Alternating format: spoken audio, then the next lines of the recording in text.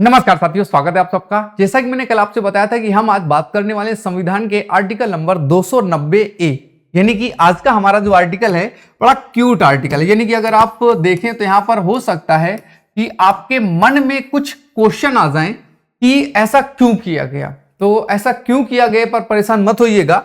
इस आर्टिकल को 26वें संविधान संशोधन के तहत साल 1971 में संविधान में जोड़ा गया। कब जोड़ा गया? 1971 में, 1971 में जोड़ा गया। है क्या?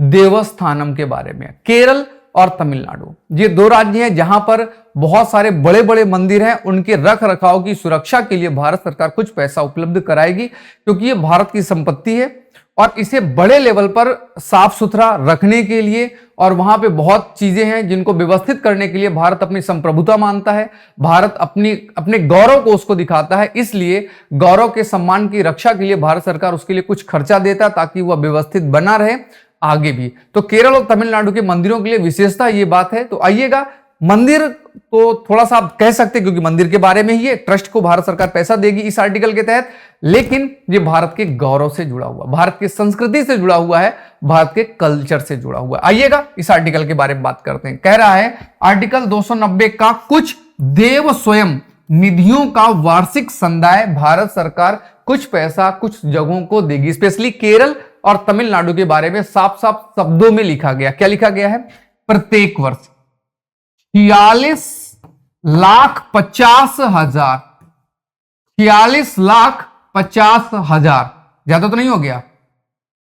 46 लाख इकाई नहीं, सैकड़ा, हजार, 10,000, लाख, अब हो जाएगा 46,50,000 रुपए की राशि केरल राज्य की संचित निधि पर भारित की जाएगी। केरल राज्य की संचित निधि, राज्य, केंद्र नहीं, राज्य की संचित निधि पर इतना पैसा उनको देना पड़ेगा और उस निधि में तिरुवंकर देवस्थानम निधि को संदाय की जाएगी। यानी कि वहां का एक ट्रस्ट है, देवस्थानम ट्रस्ट, उसको यह पैसा दिया जाएगा क्योंकि वो सारे मंदिरों को, उधर जितने भी वहां के बड़े बड़े मंदिर, सभी मंदिरों को देखभाल करता है। और इसके बाद प्रत्येक वर्ष 13,50,000 रुपए की राशि तमिलनाडु राज्य की सरकार की संचित निधि पर भारित की जाएगी और उस निधि में 1 नवंबर 1956 को उस राज्य को तिरुवंकर कोचीन राज्य से अंतरित राज्य क्षेत्र के लिए हिंदू मंदिर पवित्र स्थानों के अनुरक्षण के लिए उस राज्य में स्थापित देवस्थानम निधि को संदाय की जाएगी। दरअसल हुआ क्या कि जो देवस्थानम मंदिर थे, पहले तो ऐसा था नहीं कि केरल और तमिलनाडु कुछ अलग अलग, सब एक ही साथ मंदिर बने हुए थे और राज्य का कोई कॉन्सेप्ट था नहीं।